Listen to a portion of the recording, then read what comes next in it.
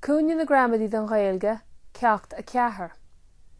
An leagan is muide le sa Ghaeilge, ar eagraíonn do gustáir na Castílaise agus túlaigh an bhéarla.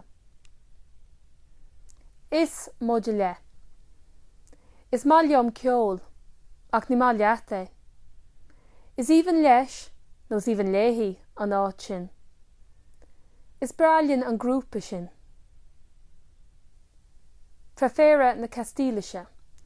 Sin an duine is ansa libh. Is fear leis an ollscoil seo. Léiríonn is agus le, seileamh agus mochachan freisin. Mar hampla. Is liom an effig sin. Is leat an té sin. Is leis an siopa mór ar imil an bhaile. Is linn an cór nua sin. Is libh an bille sin. Is leo an teach sin. Mochachan. Is cummalum faoin na scrúdathe. An dóigh leat go mbeidh deacrachtaí leis. Is fua leis an ollscoil. Is mathlinn an balla seo. Is trua libh nach mbeidh siad I láthair.